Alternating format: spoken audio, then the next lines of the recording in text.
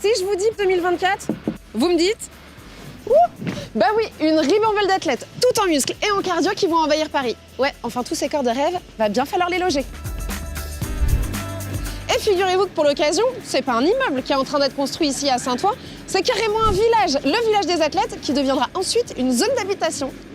Et nous, on va découvrir ensemble une partie de ce village, le quartier Quinconce, créé autour d'enjeux environnementaux et bas carbone. Bah oui, aujourd'hui plus le choix. Et qu'est-ce qui rime avec choix? Bah c'est le bois.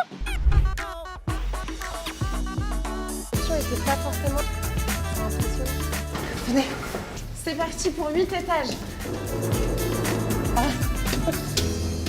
Ah oui, dis donc, ça avance très bien. Oui, aujourd'hui le gros œuvre est terminé. On finalise également la pose de nos façades à ossature bois et on démarre les travaux à l'intérieur des logements. Là, on le voit, hein, du bois, du bois, du bois. Oui, on a beaucoup de bois sur ce projet. Ça contribue à réduire nos émissions carbone sur le chantier. Aujourd'hui, on est obligé dans la construction. Absolument, la construction, c'est un secteur qui émet énormément de carbone et face à l'urgence climatique, il est impératif de devoir réduire ses émissions. Les 3 leviers majeurs sont l'utilisation du bois, l'utilisation de béton bas carbone et également l'utilisation d'isolants biosourcés dans nos façades ossature bois.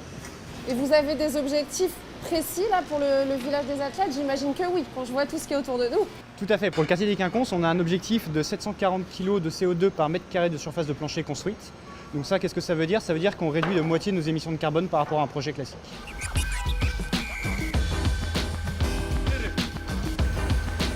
Donc si je comprends bien, le bois, vous l'utilisez pour les structures, mais aussi pour les façades, je crois. Et ça, c'est une petite révolution. Exactement, nos façades elles sont complètement innovantes. C'est la première fois qu'on va avoir ce complexe de revêtement façade bois et isolant biosourcé sur un projet. Donc on est passé par des commissions spéciales pour pouvoir les poser ici. Cocorico, vive la France! Il y en a eu d'autres des innovations? Il y en a également une autre sur les planchers bois. On sera le premier chantier en France à réaliser des douches sans ressaut, sans aucune marche, sur un plancher bois. Et ça, c'est la première en France également. Ouais, donc en fait ici vous êtes un peu comme dans un labo, vous faites vos grandes expériences pour que ça serve ensuite au monde entier. Exactement, on fait nos innovations ici et ensuite elles pourront être démocratisées à plus grande échelle pour que ça puisse être réutilisé plus facilement par la filière bois par la suite. Génial, on continue?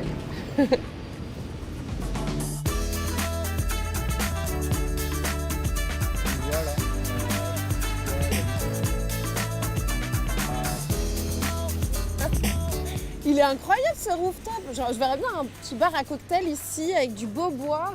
Ouais, je pense qu'on va quand même en faire des logements. Oui, d'accord. Ok. Ce bois, il vient d'où alors? Alors ce bois, il vient principalement de France. On a un objectif d'avoir au moins 30% de nos bois qui sont français. On a l'ambition d'en faire beaucoup plus. Génial. Et nos bois viennent principalement du Jura, des Vosges et de la Haute-Loire. Et c'est quoi comme bois? C'est de l'épicéa qu'on utilise ici. D'accord, donc ça, pour une grande partie, c'est du bois français. Il y a du bois aussi européen. Et le reste vient de l'Union européenne. Et en tout cas, 100% de nos bois viennent de forêts gérées durablement et labellisées PEFC ou FSC. C'est ça l'avenir de la construction. On n'a pas le choix, il nous faut que des logements en bois, comme ça. Merci Thibaut. Merci beaucoup.